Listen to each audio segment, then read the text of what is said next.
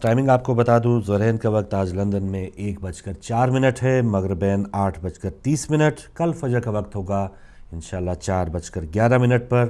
ایک بار پھر سن لیں، ظہرین کا وقت لندن میں 1:04، مغربین 8:30، اور کل فجر کا وقت ہوگا 4:11 پر۔ اور جو اگلا سیگمنٹ ہے کرنٹ افیئرز، خبریں اور تازہ ترین جو اخبار ہے وہ میرے پاس ہے، پہلے اس پر نظر دوڑاتے ہیں۔ سب سے بڑی جو ہیڈ لائن ہے وہ یہی ہے کہ بارشوں اور سیلاب سے ہزاروں دیہات ڈوب گئے، 24 جاں بحق، درجنوں افراد زخمی۔ سیالکوٹ میں نالا ڈیک میں طغیانی سے 350 دیہات زیر آب آ گئے۔ گوجرانوالہ میں لوگ مال مویشیوں کے ساتھ نقل مکانی پر مجبور ہو گئے۔ لاہور مظفر گڑھ میں 2 بچیوں سمیت 5 افراد جاں بحق۔ خیرپور، شکارپور، لاڑکانہ میں نقل مکانی۔ متاثرین سیلاب کی زیادہ مدد کی جائے، یہ کہا وزیر اعظم پاکستان جناب میاں نواز شریف صاحب نے۔ سیلاب کا جیسے ایک کہہ لیں کہ سیزن ہی شاید ہوتا ہے، ہر سال پاکستان میں سیلاب آتے ہیں، لیکن اس کے لیے کیا ہم بندوبست کرتے ہیں، کیا اس کی روک تھام کے لیے کچھ کام کرتے ہیں؟ ہمیں پتہ ہے کہ جون سے لے کے اگست تک بارشیں ہوتی ہیں، اور بعض اوقات جب بارشیں زیادہ ہو انڈیا سے بھی بہت زیادہ کیوسک پانی چھوڑ دیا جاتا ہے۔ تو یہ تمام حالات یہ پہلی بار ایسا نہیں ہے، یہ ہنگامی صورتحال تب ہوتی ہے کہ کوئی اچانک ایسا سانحہ یا کوئی ایسا ہمیں اچانک کوئی ایسا جو ہنگامہ ہے وہ اس سے نبض آزما ہونا پڑے، تو پھر حکومت کے پاس ایسے وسائل نہیں ہوتے۔ یہ تقریباً 5-10 سالوں سے تو لگاتار ہر کسی نہ کسی علاقے میں سیلاب آتا ہے، لیکن پھر بھی ہماری حکومت کی طرف سے جو کام ہونے چاہیے وہ نہیں ہوتے۔ بعض اوقات جو ایک غیر ضروری طور پہ بھی پانی کہیں کھڑا رہتا ہے، چھوٹی چھوٹی جو ہم عوام کی سطح پر اپنے آپ کو تبدیل کر کے کچھ ایسے حالات سے بچ سکتے ہیں، سیوریج کا نظام بہتر بنا سکتے ہیں، وہ بھی اپنی جگہ ہے۔ شاپنگ بیگ کا استعمال ہم اگر کم کریں، یا اگر کریں تو ان کو کسی ایسی جگہ پر پھینکے کہ وہ کئی رکاوٹ پانی کے بہاؤ میں رکاوٹ نہ بنے۔ یہ تو گلیوں محلوں میں ایک کام ہو گیا، لیکن ایک جو کام بڑا کام ہے، ظاہر ہے وہ حکومت کا کام ہے، تو ایسے منصوبے بنانا، ایسے بند باندھنا وہ حکومت کا کام ہے کہ وہ ایسی جگہوں پہ جہاں پر بند کچے ہیں، جہاں پر پانی کا زیادہ یا ریلا آنے کا زیادہ خطرہ ہے، تو وہاں پر وہ اس کو رکاوٹ ڈالنے کے لیے کچھ نہ کچھ ایسا بندوبست اس سیزن سے پہلے انہیں ضرور کرنا چاہیے۔ لیکن بہت افسوس کی بات ہے کہ حکومت کے جو وسائل ہیں وہ کسی اور ہی مد میں، کسی اور ہی کام میں خرچ ہوتے ہیں، اور جو دیکھیں کہ بے گناہ 24 افراد جاں بحق ہوئے ہیں، ان میں سے بہت سے افراد ایسے ہیں کہ جن کی چھتیں کچی تھی، یا بہت سے لوگ کرنٹ لگنے سے ہلاک ہو گئے، بہت سے لاکھ ڈوب کے جو لوگ ہیں وہ ہلاک ہوئے ہیں۔ اور اس میں اب جو مال اور مویشی اور زمینداری کا جو نظام ہے پاکستان میں، جو زیادہ تر لوگوں کا پیشہ ہے وہ یہی ہے، اس زمینداری سے وابستہ ہے۔ تو جو لوگ بیچارے جن کو نوکریوں کی ضرورت نہیں ہوتی تھی، جن کو کہیں آگے جا کے ہاتھ پھیلانے کی ضرورت نہیں ہوتی تھی، تو ان وجوہات کی بنا پہ وہ اچانک سڑکوں پہ آ جاتے ہیں، مختلف کیمپوں میں ان کو آنا پڑتا ہے، ہنستے بستے جو گھر ہیں وہ صفحہ ہستی سے مٹ جاتے ہیں۔ تو ایسے میں جو مدد ہے وہ بھی ہم سب کا فرض ہے کہ جو انسان اس زندگی کے ان لمحات میں وہ جو مدد کو پکار رہے ہیں، تو جو اس تمام صورتحال سے دوچار نہیں ہوئے، ہم سب کا یہ فرض ہے۔ اور پاکستانی قوم نے ہمیشہ سن 2010 میں بھی جب سیلاب آیا تھا بہت زیادہ تباہ کاریاں ہوئی تھی، تو اس وقت بھی پاکستان کی عوام نے اس میں بڑھ چڑھ کے شرکت کی ہے۔ لیکن وہی بات کہ ایک جو کھاتا پیتا گھرانہ ہے، جو اپنے گھر میں رہتے ہوئے جو کچھ چیزیں استعمال کرتا ہے، وہ ایک شاپنگ بیگ میں اگر چاول اس کو کہیں سے ملتے ہیں، اور وہ بھی ہیلی کاپٹر سے جب پھینکے جاتے ہیں، تو ایک رش ہوتا ہے، ایک ہجوم ہوتا ہے، اور چند جو امداد کے چھوٹے چھوٹے جو پیکیجز ہوتے ہیں وہ اگر وہاں پر پہنچتے بھی ہیں تو بہت ہی ناکافی ہوتے ہیں۔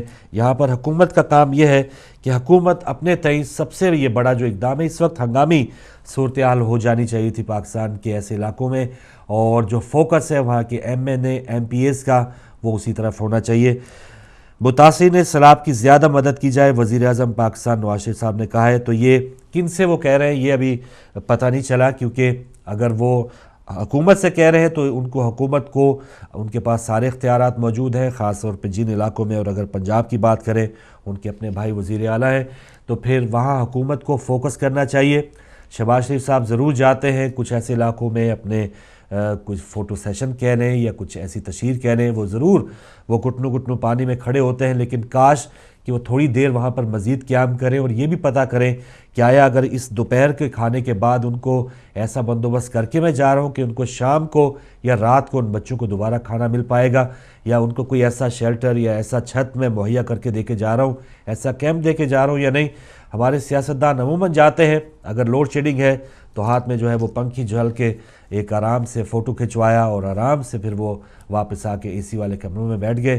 تو یہ غریبوں کے ساتھ جو اس طرح کی داد رسی ہے یا اس طرح کی تشہیری مہم ہے، وہ غریب بھی شاید اب جان گئے ہیں، اور اسی وجہ سے اب عوام جو ہے وہ اپنے مدد آپ کے تحت ایسے کاموں میں زیادہ مصروف نظر آتی ہے۔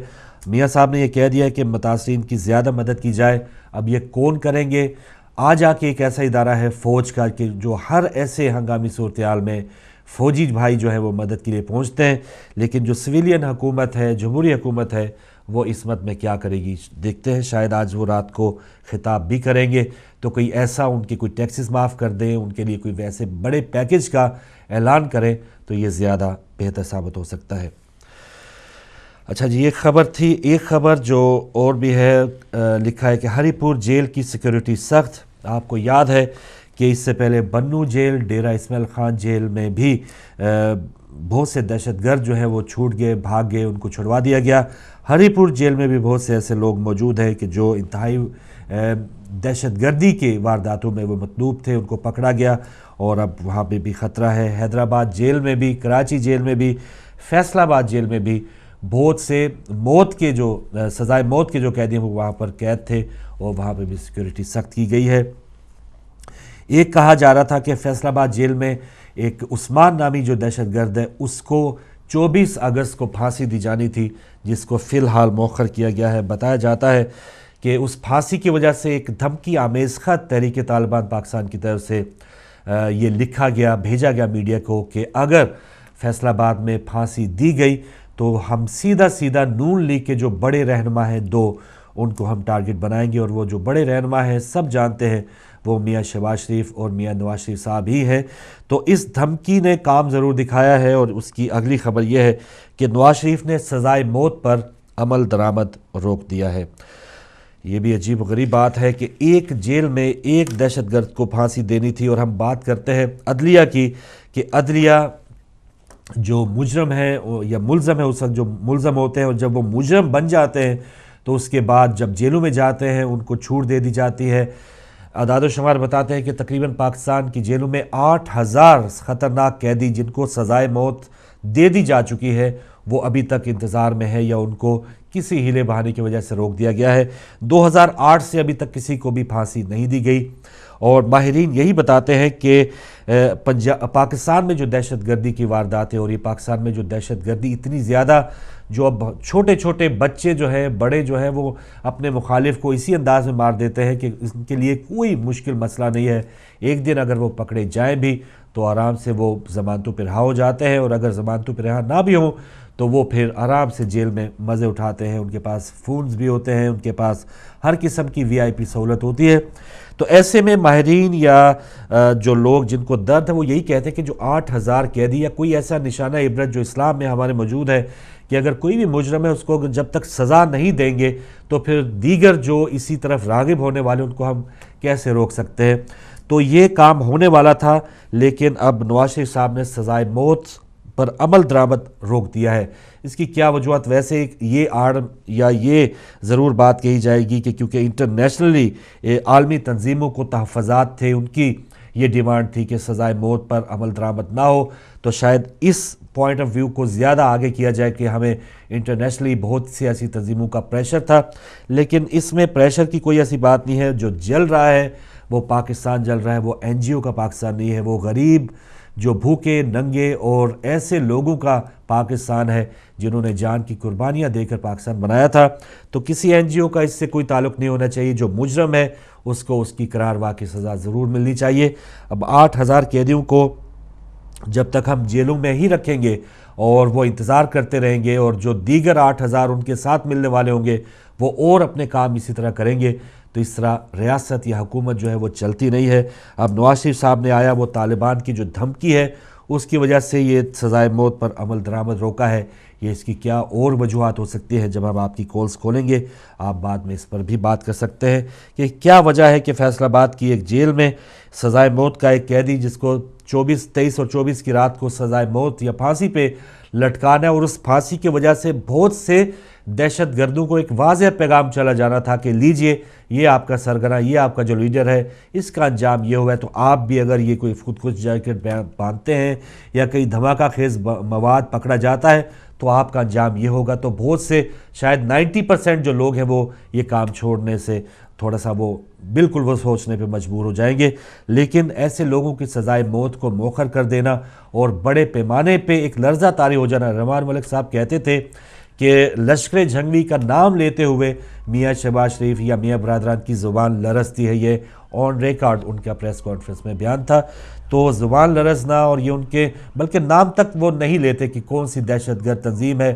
وہ کوئٹہ جاتے ہیں، وہ ہر جگہ جاتے ہیں، بیان کے طور پہ مذمتی بیان ضرور دیتے ہیں، لیکن جو ان تمام حادثات ثانیات کے پیچھے لوگ ہوتے ہیں ان کا نام لیتے ہوئے وہ کتراتے ہیں. اور ایک واضح مثال ان کی یہ ہے کہ انہوں نے سزائے موت پر عمل درآمد ہی روک دیا ہے. تو جب وزیر اعظم جو ایک کہہ کے گئے ہیں کہ ہم تبدیلی لائیں گے اور سب پاورز ان کے پاس ہے، سب سے بڑا مینڈیٹ ان کے پاس ہے، جن کو پتہ چل گیا کہ 10-11 بجے ہی وہ وزیر اعظم ہوں گے، تو اب ان کے پاؤں کیوں لرز رہے ہیں، ان کے ہاتھ کیوں، وہ پین جو ہے ان کا کیوں لرز رہا ہے کہ وہ سزائے موت پر عمل درآمد نہ کروانے پہ مجبور ہے. تو ایسی بہت سی باتیں ہیں جو میاں صاحب بحیثیت وزیر اعظم اور ہم بحیثیت عوام ان سے ضرور پوچھ سکتے ہیں. جیل کی بات ہو گئی. کوئٹہ میں فائرنگ سے 2 اہلکار جاں بحق ہو گئے، اور اس سے پہلے کوئٹہ میں بہت سے ایسے سانحات ہو چکے ہیں، شیعہ ٹارگٹ کلنگ سے لے کے پولیس لائن میں جو دھماکے ہوئے ہیں. لیکن کوئٹہ میں از خود نوٹس بھی لیا گیا ہے، لیکن اور بتایا بھی گیا میاں صاحب کی طرف سے کہ یہ 20 بازاروں اور 20 گلیوں کا شہر ہے، یہاں پر سیکیورٹی سخت ہونی چاہیے، لیکن کیوں نہیں ہو پاتی، یہ بھی ایک بہت بڑا سوالیہ نشان ہے. اور یہ کیوں نہیں ہو پاتی، اس کی وجہ یہی ہے کہ جب تک مجرموں کو سزائے موت یا ان کو اسی طرح کی سزا نہیں دی جائے گی تو یہ مجرم ویسے کہ ویسے اپنے کام کو بڑھاتے رہیں گے.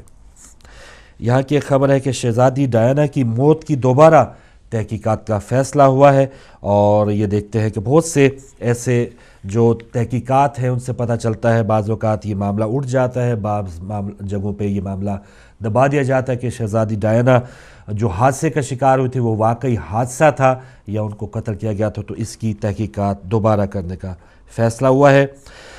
ایک تحقیقات اور ہو رہی ہیں. پاکستان کے بہت بڑے لیڈر الطاف حسین، ان کا یہ بیان چھپا ہے، ان کا کہنا ہے کہ برطانوی پولیس مجھے گرفتار کرے تو کارکن مت گھبرائیں، بے قصور ہوں، گرفتاری سے نہیں ڈرتا، دامن صاف ہے، 21 برس سے برطانیہ میں مقیم ہوں، لیکن روحانی طور پر میں اپنے وطن میں ہوں. تو الطاف حسین کے حوالے سے بہت سی ایسی تحقیقات، بہت سی ایسی ان کے گھر پہ چھاپا بھی مارا گیا، اور بہت سے ایسی رقومات، بہت سے ایسے ان پر چارجز موجود ہیں کہ جو پولیس آہستہ آہستہ اس کی تفتیش کی طرف جا رہی ہے. اور کل انہوں نے میرپور خاص میں ایک جلسہ سے بھی خطاب کرنا تھا جو کل تو مؤخر ہو گیا، آج اس کی تیاریاں جاری ہیں. تو آج کیا وہ خطاب وہاں پہ کرتے ہیں، ٹیلی فونک خطاب یا نہیں؟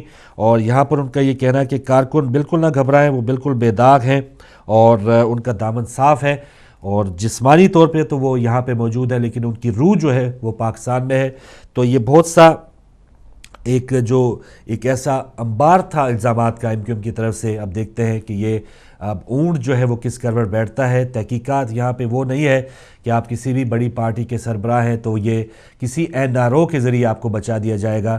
تو یہاں پر اگر آپ پہ کیس ہے، اگر آپ واضح طور پہ ان کی نظر میں مجرم ہیں، آپ کے گھر سے پیسے بھی ملے ہیں، اگر آپ ان کو صحیح طور پہ مطمئن نہ کر پائے کہ یہ پیسے، یہ لاکھوں پاؤنڈ جو ہے اگر آپ کو ملے ہیں تو وہ کہاں سے ملے ہیں، یہ تعداد نہیں بتائی جا رہی، چلے میں ہزاروں پاؤنڈ کہہ دیتا ہوں کہ جہاں سے بھی ملے ہیں یہ کیسے ملے ہیں. تو اگر انتظامیہ کو مطمئن نہ کیا جا سکا تو یہاں پر منی لانڈرنگ کا بھی کیس بنتا ہے، اور اس کے علاوہ یہاں پر عمران فاروق کا صاحب کا بھی کیس بنتا ہے. تو بہت سے ایسے کیسز ہیں جن پہ تحقیقات ہونا ہے.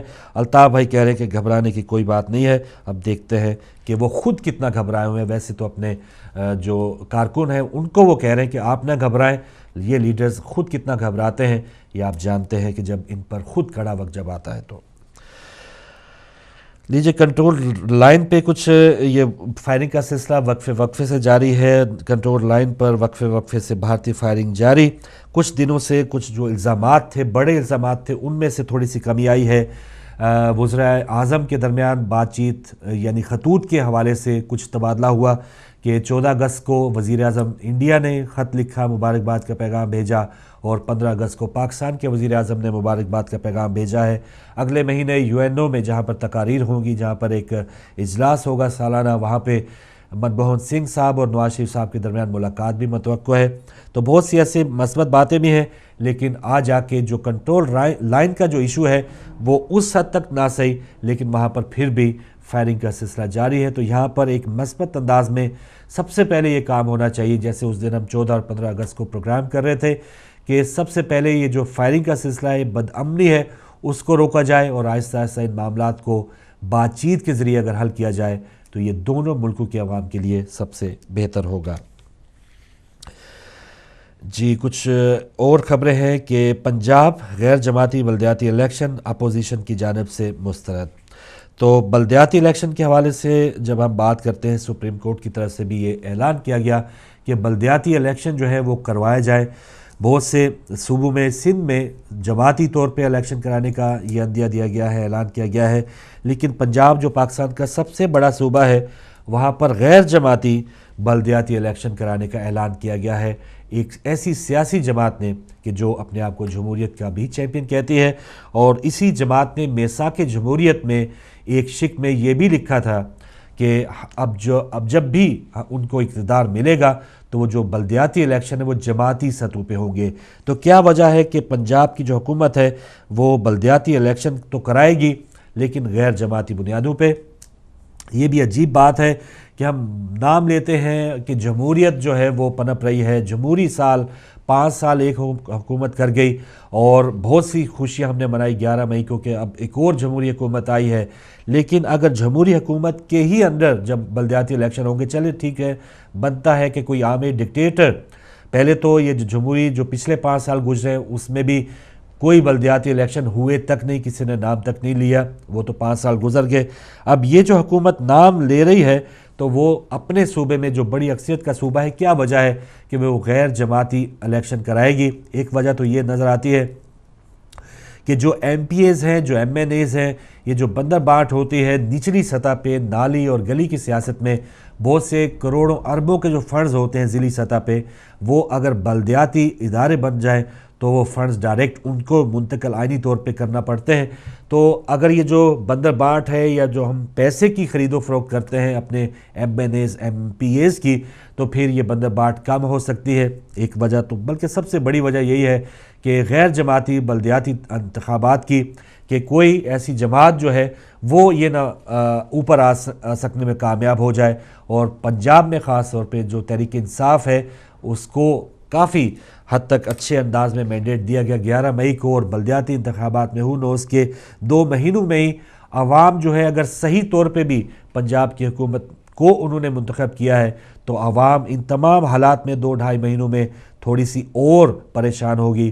ایک تو لوڈ شیڈنگ کا جو مسئلہ ہے، ڈینگی وائرس وہ بھی دوبارہ پھیل گیا ہے، پنجاب میں جو سیلابی صورتحال ہے وہ بھی آپ سب کے سامنے ہے، نوکریوں کا جھانسا دیا گیا، لیپ ٹاپس کا جھانسا دیا گیا، ٹیکسیوں کا جھانسا دیا گیا، لیکن تمام جو کام ہیں وہ ابھی تک جو کہ تو ہیں.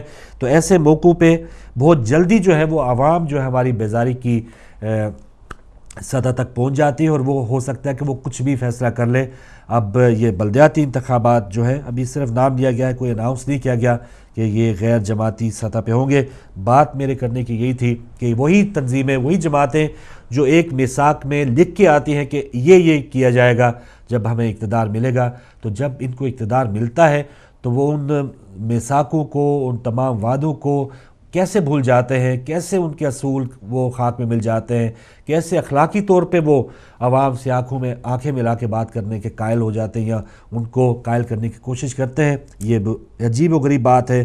اور جب تک ہماری عوام ایسے ایشوز کو نہیں اٹھائے گی کہ آپ نے پہلے وعدہ کیا کہ آپ 5 سال کے لیے باہر گئے، آپ نے پہلے وعدہ کیا کہ نہیں بلدیاتی الیکشن جو ہے وہ جماعتی طور پہ ہوں گے، تو یہ تمام وعدے جو ہیں وہ آپ پہلے کیوں کرتے ہیں؟ اس وقت آپ کی کیا اندر سے منطق ہوتی ہے کہ ہمیں پتہ ہے کہ چلے ٹائم پاس کرنا ہے اور عوام کی آنکھوں میں دھول جھونکنا ہے، وہ گزر جائے گا ٹائم، تو اس کے بعد پھر زیرو سے آغاز کیا جائے گا۔ تو جب تک عوام ہمارے اپنے لیڈر سے یہ نہیں پوچھے گی کہ سر آپ نے پچھلے 5 سال یہ وعدہ کیا تھا، اب آپ یہ بات کر رہے ہیں، آخر کیا وجوہات ہے، اور جب تک آپ مطمئن نہ ہو جائیں اس لیڈر کا یا اس جماعت کے حوالے سے، آپ سوالیہ نشان ضرور رکھیں اور کہیں جکڑے نہ رہیں، اپنے آپ کو بیچ کے نہ رکھ دیں کہ کوئی لیڈر اپنے اصولوں کو توڑ رہا ہے، اپنے اخلاقی طور پہ جو بھی اس کے جو پیمانے ہیں اس سے بھی لبریز ہو رہا ہے، تو اس کے باوجود آپ کسی پارٹی میں بندھے ہوئے ہیں، کوئی بھی پارٹی ہے تو آپ ایسا کوئی جانور نہیں ہے کہ آپ بندھے ہی رہیں۔ آپ اپنے لیڈر سے ضرور پوچھیں، M Ps M N A سے ضرور پوچھیں کہ سر آپ نے پچھلی بار یہ کہا تھا، اب آپ ایسا کہہ رہے ہیں، ایسا کیوں کر رہے ہیں۔ جی یہ خبریں تھیں کچھ جو تازہ ترین آپ کے لیے میں نے شیئر کی ہیں۔ اس کے علاوہ جو ہمارا ٹاپک ہے اس پر سکندر کے حوالے سے تو بات ہوگی ہی۔ اب جو تازہ ترین اطلاعات تھی یا تازہ ترین جو خبریں میں نے آپ کے لیے چنی ہیں وہ یہ ہے کہ نواز شریف آج رات قوم سے خطاب کریں گے، اور اس میں بھی بہت سی اب انتظار ہے کہ کل اس پر بات کریں گے کیا کیا وہ پیکیجز عوام کے لیے دیں گے۔ ظاہر ہے پچھلے 5 سال ہر حکومت جو بھی آئے گی ایک تو وہ یہ کہے گی کہ جو بھی مسئلے مسائل ہیں وہ ہمیں پچھلے وراثت میں ملے ہیں، پچھلے 5 سال حکومت نے یہ کیا، اگر مجھے 99 میں نہ گرایا جاتا، نہ ہٹایا جاتا تو میں اب تو ہمارا ملک پیرس یا فرانس بن چکا ہوتا۔ تو یہ باتیں تو ان کی لکھی جا چکی ہوں گی، وہ شاید ان کا ہمارے بہت زیادہ ایسے بھائی ادھر کام کرتے ہیں جو پہلے سرکاری ٹی وی پہ بھی کام کرتے تھے، وہ بتاتے رہتے ہیں کہ جو سربراہان جب خطاب کرتے تو ان کے ایک بہت ہی زیادہ گنے چنے جو الفاظ ہوتے ہیں وہ ویسے ہی وہ ریپیٹ کر رہے ہوتے ہیں، اور ان کو کوئی دھیان نہیں ہوتا کہ میں کیا کہہ رہا ہوں۔ ان کو پتہ ہوتا ہے کہ یہ باتیں، یہ الزامات ہم نے کہنے ہیں۔ تو یہ تو الزامات ڈن ہیں کہ نواز شریف صاحب تمام جو ملبہ ہے وہ پچھلے حکومت پہ ڈالیں گے۔ آئندہ وہ کیا کریں گے، سرخ جو بلکہ سبز باغ کہتے ہیں، سرخ انقلاب کی تو بعد کی بات ہے، سبز جو باغ ہماری عوام کو 11 مئی سے پہلے دکھائے گئے تھے، وہ اس حوالے سے وہ بات کریں گے کہ یہ ہم نے کام کر لیے ہیں۔ اشاریے اور پوائنٹس کی بات ہوں گی، ظاہر اسحاق ڈار صاحب نے ان کو کافی ہیلپ کی ہوگی آج کی تقریر لکھنے میں، تو وہ اعداد و شمار کے شکنجے میں ایسے عوام کو لیتے ہیں کہ ہم نے یہ کر دیا، 8.6 سے 6.7 اور 10.4 سے 4.4، اس طرح کے اشاریوں کے لپیٹ میں وہ ایسا لیں گے کہ عوام کو بالکل وہ چت کر دیں گے۔ تو ایک کام تو یہ ہوگا، اور اپنا جو کام کرنے کا ہے لا اینڈ آرڈر وہ کس طرح مضبوط کر رہے ہیں، کس طرح سے انہوں نے تمام جو ادارے حکومت کے نیچے جو ادارے ہیں ان کو یکجان کیا ہے، کیا لیپس ہیں، اس پر شاید وہ بات کرے نہ کرے۔ بہرحال دیکھتے ہیں آج وہ 8 بجے قوم سے کیا خطاب کرتے ہیں۔ ناظرین جمعرات کو یعنی 22 اگست کو ضمنی انتخابات ہوں گے، اور اس میں بتایا جا رہا ہے کہ اب یہ فوج کی نگرانی میں ہوں گے۔ تو بہت سے ایسے علاقے جہاں پر پچھلے 11 مئی کو 2 جگہوں پہ الیکشن ہوئے، 2 جگہوں پہ ایم این ایز یا ایم پی ایز جیتے تھے، ظاہر ایک سیٹ انہوں نے چھوڑی ہے، تو دوسری سیٹ پہ ان کے انتخابات ہوں گے۔ اور اب 22 اگست کو دیکھتے ہیں کہ وہی دوبارہ لوگ برسر اقتدار یا اسی پارٹی کے لوگ دوبارہ آتے ہیں، جیسے جمشید دستی کے جو 2 فتوحات تھی مظفر گڑھ میں، انہوں نے اپنے بھائی کو اب ایم این اے کے الیکشن لڑوانے میں کوئی دیر نہیں کی، تو ظاہر ہے وہ بھی ایک ایسا کام کر رہے ہیں کہ جو دیگر سیاسی جماعتیں کرتے ہیں۔ جمشید دستی کے بعد جاوید دستی جو ہیں وہی پورے 2 حلقوں میں ایسے ان کو مستحق امیدوار نظر آئے ہیں کہ وہ ان کی جگہ یا ان کی جو چھوڑی جانے والی سیٹ ہے اس پر الیکشن لڑ پائیں۔ تو جب جمشید دستی ایک چھوٹے سے علاقے میں وہ اتنا سوجھ بوجھ کے ساتھ یہ فیصلہ کر سکتے ہیں، تو پھر ہم کیوں تنقید کرتے ہیں کہ قائم علی شاہ صاحب کی بیٹی بھی ایم این اے ہے، میاں برادران جو ہے وہ سارا خاندان ہی سمجھے کہ وہ پارلیمنٹ میں ہے، چودھری برادران وہ ایسا کیوں کرتے ہیں کہ اپنے بھائی بھتیجے کو ساروں کو ٹکٹ دیتے ہیں۔ پیپلز پارٹی میں یہ کیوں کہا جاتا ہے کہ جو موسیٰ گیلانی ہے یا یوسف رضا گیلانی ہے یا اور جو ان کے بھائی ہیں وہ اسمبلی میں کیوں نہیں آتے، یا ان کے نیچے جو ناظمین ہوتے ہیں، ان کے نیچے جو ایم پی ایز ہوتے ہیں وہ کیوں ایک ہی خاندان کے ہوتے ہیں۔ تو یہ چھوٹے سے پیمانے پہ اگر ایسا ہو سکتا ہے تو ظاہر ہے جتنا بڑا مگر مچھ ہوگا اتنا زیادہ اس کا کہہ لیں کہ وار ہوگا۔ تو یہ تمام چیزیں اب دیکھتے ہیں ضمنی انتخابات میں کس طرح سے ہماری عوام جو ہے وہ دیکھتی ہے، اسی انداز میں ووٹ دیتی ہے، یہ تھوڑا سا ان 2-2.5 مہینوں کی پرفارمنس بھی وہ چیک کرتی ہے۔ ناظرین پچھلے ہفتے ایک اور جو بہت بڑی بات، یا 17 اگست ہماری پاکستانی سیاسی تاریخ میں کوئی بھول دینے والی تاریخ نہیں ہے، صدر ضیاء الحق کی 17 اگست کو برسی ہوتی تھی، لیکن میں 17 اگست کو ٹی وی دیکھتا رہا کہ چیک کروں کہ میاں صاحب جو ہے وہ اسلام آباد میں موجود تھے، اور وہ کیا اپنے جو بنانے والے ہیں، جو قائد تھے ان کے صدر ضیاء الحق، اور انہی کے مزار پہ کھڑے کہ ان کا یہ کہنا تھا کہ میں ہر سال یہاں پہ حاضری دیا کروں گا، تو کیا اقتدار میں آنے کے بعد بھی میاں نواز شریف صاحب جو ہے وہ صدر ضیاء الحق کی برسی میں جاتے ہیں؟ تو نواز شریف صاحب نے یہ بھی ان سے بھی بے وفائی کر دی ہے کہ جو ان کو بنانے والے تھے، تو پھر جو ہم عام ووٹر ہیں ان کے ساتھ دائیں بائیں جب بھی وہ لگانا چاہے تو وہ لگا سکتے ہیں۔ تو 17 اگست کو ان کی کمی وہاں پر ضرور محسوس ہوئی جہاں پہ وہ تقریریں کرتے تھے کہ ضیاء الحق کے لیے ہم سب کچھ کرنے کو تیار ہیں، ان کا مشن آگے جاری رکھیں گے۔ یہاں پر تو مجھے لگتا ہے کہ وہ کامیاب ہو رہے ہیں، کیونکہ ضیاء الحق کا ہی مشن وہ آگے لے کے چل رہے ہیں، جہاں پر بڑے بڑے قاتلوں کو انہوں نے سزائے موت جو ہے وہ معطل کر رکھی ہے فی الحال۔ تو یہاں پر بہرحال ان کی کمی محسوس ہوئی جو 17 اگست کو ہوتی ہے۔ ابھی کی جو تازہ ترین خبریں ہیں کہ آرمی چیف وزیر اعظم سے ملاقات کو وزیر اعظم ہاؤس پہنچ گئے ہیں۔ تو آرمی چیف جو ہے وہ کیوں گئے ہیں؟ ظاہر ہے آج وزیر اعظم صاحب کا خطاب ہے، تو ان سے بھی کچھ صلاح و مشورہ ہونا ہوگا، تو یہ وجوہات ہو سکتی ہے۔ انڈیا کی ایک خبر ہے کہ ریاست بہار کے ضلع سہرسہ ایک ٹرین جو ہے وہ سندھو یاتریوں کے اوپر چڑھ دوڑی، اور جس سے 20 یاتری ہلاک ہو گئے ہیں۔ تو یہ انڈیا کی خبر تھی۔ اس کے علاوہ جو دیگر تازہ ترین معاملات ہیں، دیگر جو تازہ ترین خبریں انشاءاللہ کل کے پروگرام میں ہم آپ کو بتاتے رہیں گے۔ اب میں چاہوں گا، ابھی ٹائم ہے بریک پر جانے سے پہلے، تو وہ تصویر ناظرین کو دوبارہ دکھا دیں، کچھ بھی جو بھی میں نے باتیں کی ہے وہ بھی آپ اس پر بات کر سکتے ہیں۔ ٹیلی فون لائنز بھی آپ کے لیے اوپن ہیں، اور آج کا ہمارا جو ٹاپک ہے سکندر، حکومت اور میڈیا۔ سکندر، حکومت اور میڈیا، یہ آج کا ہمارا ٹاپک ہے۔ تو اس میں سکندر وہاں پر کیسے پہنچا؟ اسمبلی کے سامنے وہ کھڑا ہے، چند گز فاصلے پہ وہاں پہ وزیر اعظم ہاؤس ہے، اور جو ایوان صدر ہے، سپریم کورٹ کی عمارت ہے، اور وہاں پر یہ اتنی خودکار جو ان کے پاس گنز ہیں، جدید ترین گنز کے ساتھ، وہ اس روڈ پہ کیسے پہنچا؟ اور یہ سکندر جو ہے وہ کسی نے بھیجا ہوا تھا، کچھ کہتے ہیں مخبوط الحواس یا ذہنی طور پہ یہ معذور شخص تھا، اس وجہ سے کچھ اس طرح کی حرکات، لیکن جو اس نے مطالبہ پیش کیا ہے وہ کسی ذہنی مریض کا یہ مطالبہ نہیں لگتا کہ وزیر اعظم جو ہے وہ استعفیٰ دے دے اور ملک میں اسلامی نظام آنا چاہیے۔ تو یہ سکندر کے اس قدم سے یا اس اقدام سے آپ کتنا اتفاق کرتے ہیں؟ آیا کوئی بھی چینج لانی ہے تو اس کا طریقہ کار یہ ہے کہ آپ گنز اٹھائیں، اپنے بال بچوں کو اٹھائیں، اور آپ کسی بھی جگہ پہ جا کے اس طرح کا ہنگامہ کریں؟ اور پیچھے ان کی وائف جو ہے ان کے ساتھ کافی شانہ بشانہ کھڑی رہی، اور یہ بھی اب بتایا جا رہا ہے کہ شاید اس تمام اقدامات میں وائف اس کے ساتھ تھی۔ وائف کا آج یہ بیان آیا ہے کہ وہ تمام یہ جو کام کر رہی تھی وہ اپنے شوہر کے ڈر کی وجہ سے کر رہی تھی۔ اس میں اب اللہ بہتر جانتا ہے۔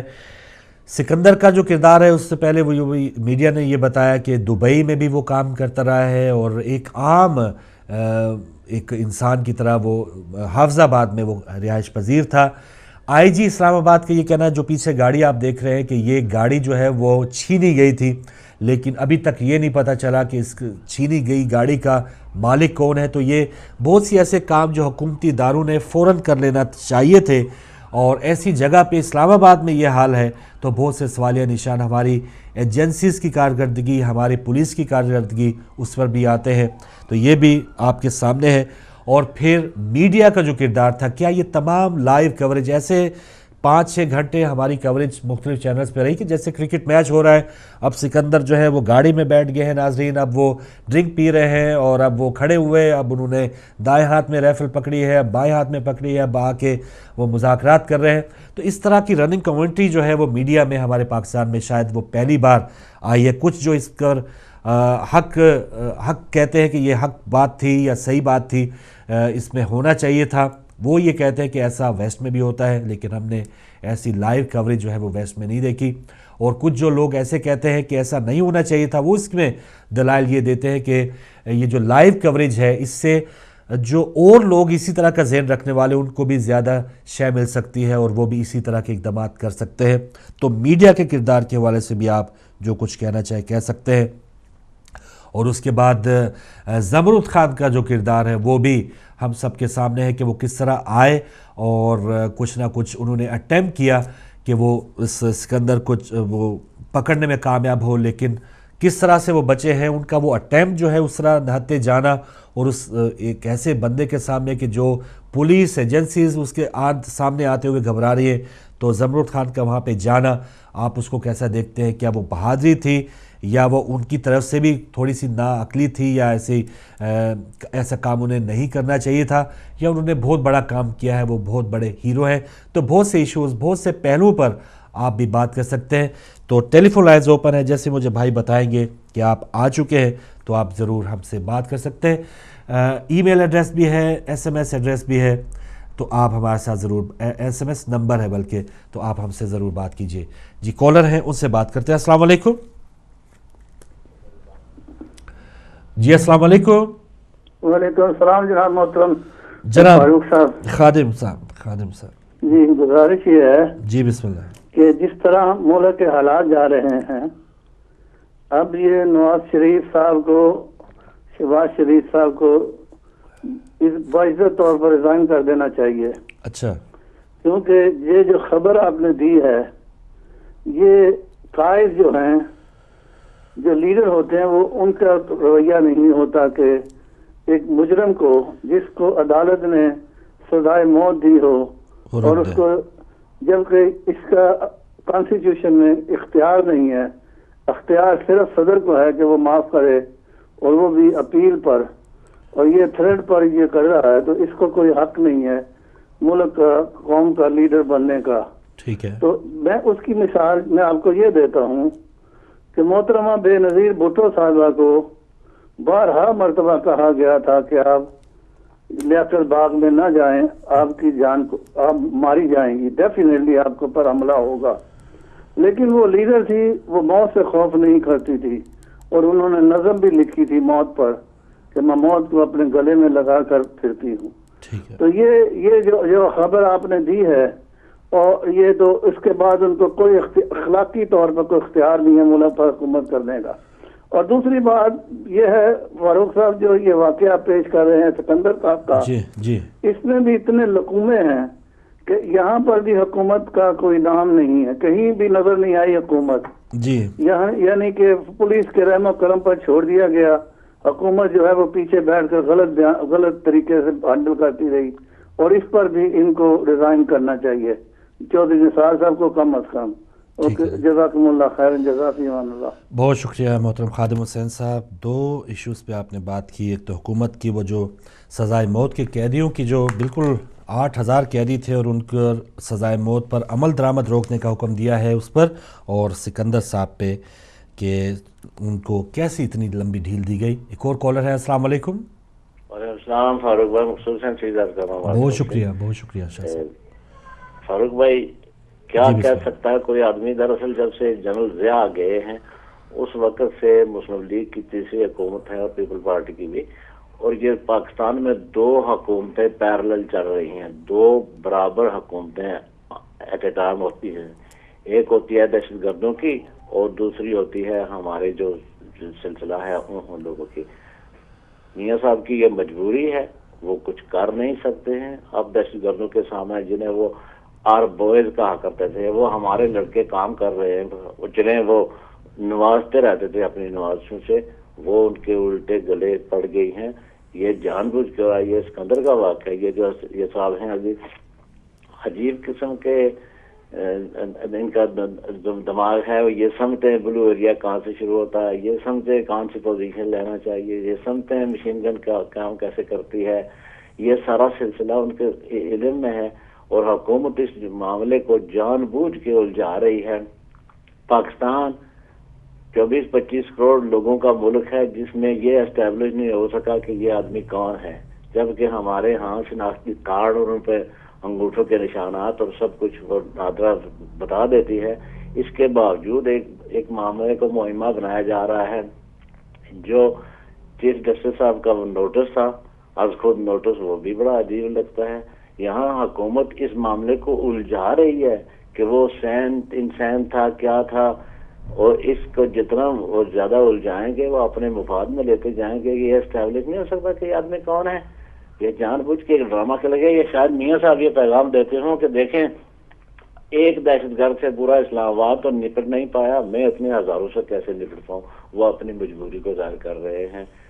انہیں احساس ہو جانا چاہیے کہ وہ اتنا اوپنلی یہ گیم نہیں کھیل سکتے. میاں صاحب کے لیے اب ایک چیز کا انتخاب کرنا ہوگا, یا دہشت گردوں کے ساتھ ہیں یا مسلم ہمارے حکومت کے ساتھ ہیں. بہت چلیں, بہت شکریہ مقصود حسین سید صاحب. آپ کا جو کہنا تھا حکومتیں آتی جاتی رہیں, وہ بھی اس میں کارکردگی کی آپ نے بات کی ہے. سکندر کون ہے, کچھ نہ کچھ تو ظاہر ہے اس کی والدہ کا بھی ایک عاقنامہ وہ بھی میڈیا پہ آیا ہے, اس کے بھائی کا انٹرویو بھی آیا ہے کہ وہ کہاں سے آیا, اس کا کیا بیک گراؤنڈ تھا.